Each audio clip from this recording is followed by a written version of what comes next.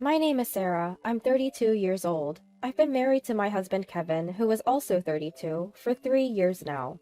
Both of us work full-time jobs, juggle household chores, and we've been making it work. We don't have kids yet, but life has been fun, just the two of us. I work in sales for a trading company. A tough job, but it pays well, while Kevin earns less. But he loves his work and takes pride in it, and I've always admired that about him. Kevin often goes fishing, his hobby, and I was okay with it because it was his way of taking a break from work. We keep our finances separate. Aside from splitting the rent, I cover all other living expenses. It's never bothered me. I didn't have hobbies like Kevin, and I enjoyed watching him have fun. I save up more, and I felt it was okay for me to support him financially. That's how I genuinely felt. If there was one thing that bothered me about Kevin, it was his family, especially his mother-in-law. We live close to them, and because mother-in-law has trouble walking, Kevin often visited. I didn't mind it much, and I'd accompany him whenever I could. Today, on our rare day off, we brought a gift and visited mother-in-law. Well, it's been quite a while, hasn't it? Sorry we've been away. Mother-in-law sighed, seemingly annoyed. It's only been 2 weeks since we last visited. Kevin went alone last week because I had to work on my day off. You may be busy with work, but you're also a wife, you know. Yes.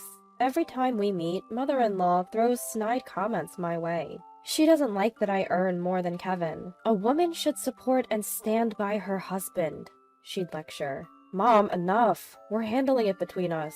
Well, if you say so. I think mother-in-law, who's been a homemaker her whole life, can't relate to a working woman like me. Really sorry about that, Kevin said on our way back home. The constant passive-aggressive comments and lectures were stressful, but Kevin always stood up for me, which made it bearable. Hey, it seems like this month's rent hasn't been paid. Checking my bank account after work, I noticed there was no money. We couldn't make the withdrawal. Usually, Kevin deposits his half after he gets his paycheck, but it seems he forgot this time. I'm a bit short on cash this month. Again? This wasn't the first time. Sometimes he'd buy something and not have enough to cover his half of the rent. Annoyed, I let out a sigh, and Kevin chuckled nervously. Sorry, can you cover it this time? He said it like it was no big deal. I'd understand it if it were once in a while. After all, we all want to make a big purchase sometimes. But didn't you say the same thing last month? It's a limited edition fishing rod. You said the same thing last month, didn't you? Couldn't you have discussed it with me before buying it? Even though we have separate finances, if we can't stick to the budget, we can't make it work. Especially when Kevin only pays half the rent. If he doesn't even cover that, then I'm left to handle all the living expenses. That's just not fair. Ugh, enough with the nagging. Kevin interrupts me, clearly annoyed, letting out a sigh and furrowing his brows. Nagging? Sure, we've had these kinds of conversations before, but only about shared expenses. I never meddled in how he spends his own money. Why are you always talking about money, Sarah? Are you obsessed? I was genuinely shocked to hear him say that. Well, we can't live here if we don't pay the rent, right? Talking about money all the time is unattractive. What? Unattractive, Kevin says, looking right at me. Why would he say something like that? I liked that Kevin wasn't concerned about money, and I was okay with managing our finances. And now he calls it unattractive? Seeing my silence, Kevin seems to think he's won the argument. He relaxes his face and lets out a resigned sigh. You know, like my mom always says, a woman should stay home and support her husband. What? If you don't make me look good, you're the one who's going to be embarrassed. Kevin says this dismissively, then turns his attention back to his phone. I was at a loss for words. Kevin always apologized for his mom's outdated views, saying she didn't understand me. Was that his true feeling? What does making him look good even mean? Is it just about silently supporting the household? I'm home! Welcome back! I was greeted by my mother-in-law, Susan, after a long day at work. What? Susan? I wasn't informed she'd be here today. Ignoring my surprise, Susan takes my bag and heads inside. I rush in and am speechless at what I see in the living room. What is all this? Boxes and belongings are cluttered everywhere, leaving no space to walk. Not just Susan, but my father-in-law is here too. Kevin is casually watching TV and drinking a beer. What's going on here? Lower your voice. What is all this? Kevin frowns at my confusion. My parents moved in today. Moved in? Here? He never mentioned this, not even this morning. Ignoring my shock, Susan is happily unpacking. Wait, I wasn't told about this. My mom's legs are getting worse. It's hard for her to live alone. But we have extra rooms, so it's fine. It'll lessen your burden if my mom lives with us. That's right. I'll help with the chores. It'll be good for you since you're so busy. I guess they never really cared about how I felt. Even if I said no, it seemed like no one would listen. What hurt the most was Kevin's attitude.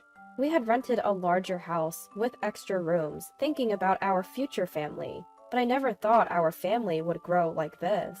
My life turned into a living hell. My in-laws, father-in-law and mother-in-law, took over the room we had saved for our future kids and acted like they owned the place. I couldn't even sit on my favorite sofa or use the dining table anymore. I was expected to do all the housework and wasn't even allowed to sit. The only time I could sit was when everyone else was asleep. Eating leftovers alone, I couldn't help but cry. What am I doing? How did it come to this? When I asked for financial help, they berated me, saying, "You're earning money. Why are you so stingy? Planning to take our pension too?" When I talked to Kevin, he looked visibly annoyed. What's the big deal? Mom is helping with the chores, isn't she? Even the chores were eventually pushed onto me, with complaints about aching legs. I did the laundry, but I didn't like having my father-in-law and mother-in-law do the washing together. I ended up doing my own laundry, and despite the increased workload and financial burden, no one listened. Worse, I was told, "I didn't think you were such a cold person. If you have complaints, then leave." The Kevin who said this was not the Kevin I had loved. Maybe I should leave. I never thought I could be happy with these people. Your cooking is bland. I don't like the clothes. Why are you so slow? Don't you care about your family? Every day I was criticized for various things. I got used to seeing my meals thrown away and my belongings tossed into the trash. I felt nothing anymore, even when they nagged me daily. About this month's living expenses. You're still talking about that? You earn well, it's fine. But my credit card is being used without my permission. Is this all you, Susan? I just borrowed it! I'll pay you back eventually. Mother-in-law snorted when I showed her the statement. I don't know what she spent it on, but how could she spend nearly $5,000 in a month? Well, she admitted to the unauthorized use, and there's no way she could deny it with all those brand name items in her room bought with my card. Kevin said nothing, even after seeing this. He stopped doing the chores we used to share and wouldn't even look at me, but I won't let this go on any longer.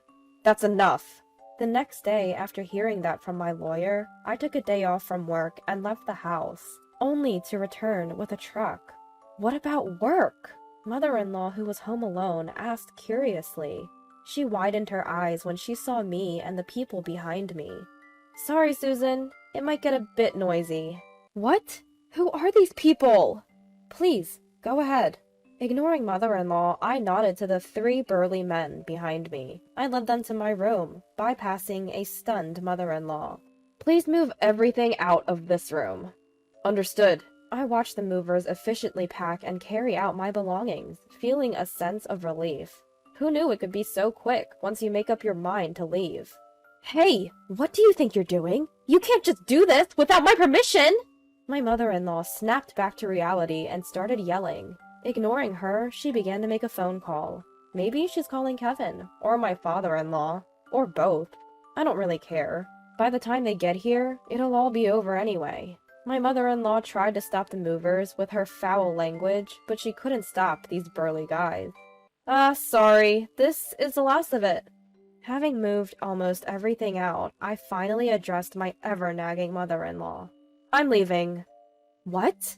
Could you please give this to Kevin? As I tried to hand her an envelope, the door burst open with a loud noise. Kevin, out of breath, was standing there.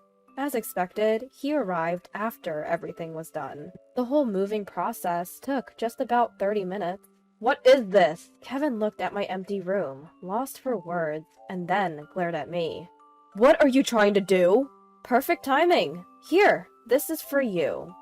Ignoring Kevin's intense glare, I smiled and handed him the envelope.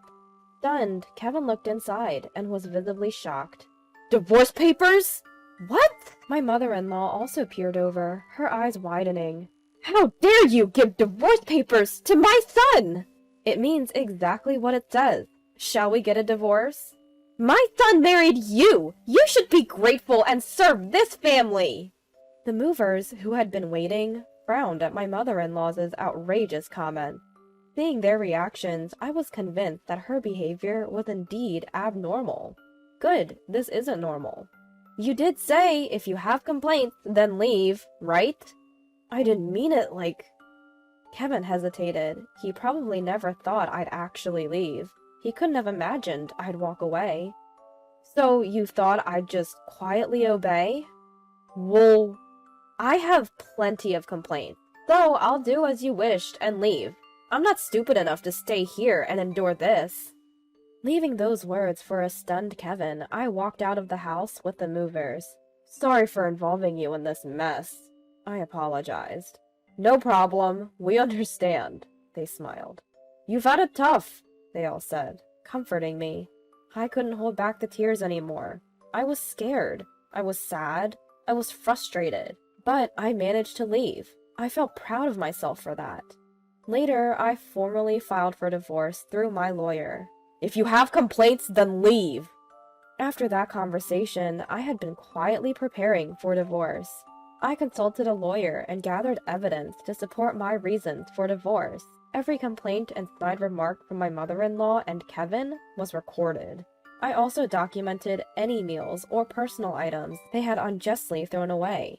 My lawyer said I had enough evidence, so I immediately started the moving process. I had already signed a lease for my new place. All that was left was to move my stuff in. I chuckled at the few boxes that contained my life, but the thought of being surrounded by things I love excited me. I had to leave behind my favorite sofa and dining table, but I can always find new favorites. I heard from my lawyer that Kevin was stubbornly refusing to divorce. Apparently, Kevin and my mother-in-law even stormed the lawyer's office, demanding to know where I was. They also staked out my workplace, but my colleagues, who knew the situation, helped me avoid running into them. The evidence I had gathered against Kevin, my father-in-law, and mother-in-law was damning. If it went to court, I'd have the upper hand. Kevin finally agreed to the divorce when he realized how expensive a court battle would be. I also demanded repayment from my mother-in-law, not just for the alimony, but also for the money she had spent. She blustered about demanding money from me, but backed down when I mentioned I had evidence of her unauthorized use of my credit card. Family, huh? But her idea of family only included Kevin, my father-in-law, and herself. Did she forget how she'd always left me out? The word family, which she only used when it suited her, made me nauseous. After the divorce was finalized and the alimony paid, Kevin and his family moved away like they were fleeing. Their bad reputation had spread in the neighborhood, making it uncomfortable for them to stay. Plus, they couldn't afford the rent on Kevin's salary alone.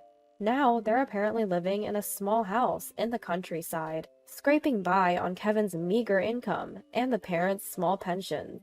I'm miserable without money. Won't you come back? Kevin has emailed me multiple times, but I've blocked him without even reading the full messages.